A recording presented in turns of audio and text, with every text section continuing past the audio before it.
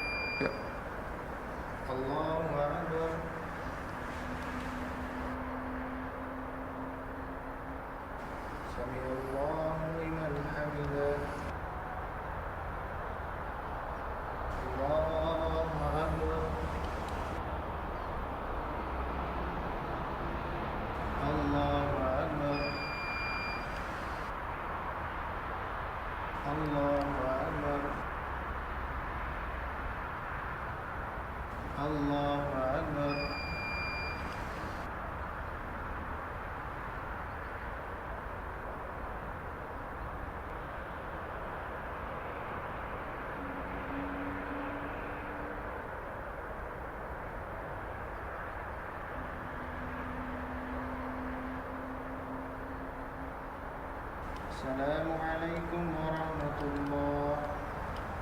Assalamualaikum warahmatullahi. Pemirsa sekalian yang semoga senantiasa dirahmati oleh Allah Subhanahu wa taala. Dalam salat memang kita dianjurkan untuk berdoa saat sujud.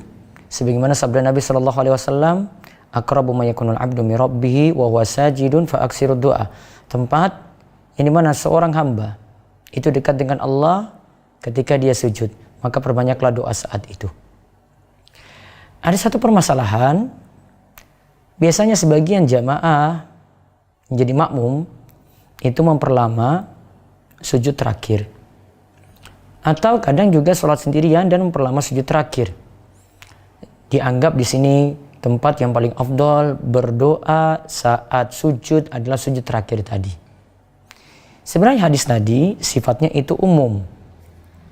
Dan kaidah kalau para ulama jelaskan tentang hadis semacam ini sifatnya umum, maka tidak boleh kita khususkan pada suatu tempat.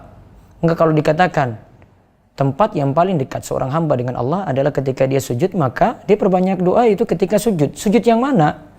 Kan tidak ditentukan sujud terakhir. Maka boleh pada sujud pertama, boleh pada rakaat kedua ada sujudnya, boleh pada rakaat ketiga, boleh pada rakaat terakhir juga. Namun masalahnya ada yang menganggap istimewa pada sujud terakhir ini. Padahal ini tidak ada dalilnya. Kalau kita lihat dari praktek Nabi SAW juga, beliau padahal untuk setiap gerakan, baca suratnya, rukuknya, bangkitnya, sujudnya, itu biasanya gerakannya itu lamanya hampir sama. Sebagaimana riwayat tentang tata cara sholat menjelaskan seperti itu. Bisa jadi ingin kami sampaikan di sini aturan ya. Ini aturan kalau kita ingin berdoa saat sujud. Yang pertama, kita bisa berdoa setelah kita baca bacaan sujud. Itu kita ketika sujud baca Subhana rabbiyal a'la, maka setelah itu kita berdoa misalnya Rabbighfirli wa liwalidayya warhamhuma kama rabbayani shaghira. Atau dari hadis Allahumma la sahla illa ma ja'altahu sahla wa anta taj'alul hazna idza syi'ta sahla. Ini setelah baca bacaan sujud. Kemudian yang kedua, hendaklah dengan bahasa Arab. Daripada kita terjerumus dalam perselisihan para ulama di sini. Lebih afdol di situ. Apalagi kita mampu untuk baca tulisan Arab dan kita baca bacaan tersebut.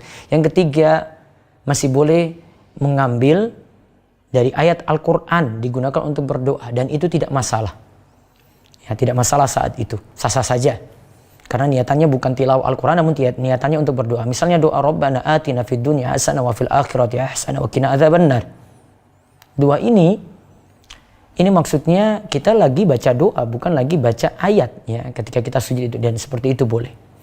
Kemudian yang keempat, aturannya adalah tidak boleh telat dari imam. Nah, ini biasanya yang melakukan sujud terakhir digunakan untuk doa tadi, doanya diletakkan pada sujud terakhir, biasanya dia manfaatkan ini sampai dia telat dari imam. Imamnya sudah mau salam baru kemudian dia bangkit dari sujudnya, ikut tahiyat, akhirnya dia telat lagi di sini.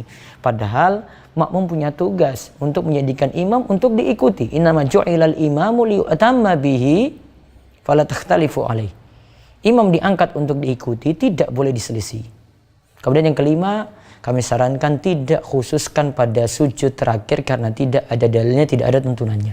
Sehingga mana ada fatwa dari para ulama seperti Syekh Muhammad bin Shalih Al-Utsaimin tanggal ini, dia katakan seperti itu, tidak ada tuntunannya mengkhususkan sujud terakhir untuk berdoa. Kesimpulannya, silakan berdoa pada sujud manapun.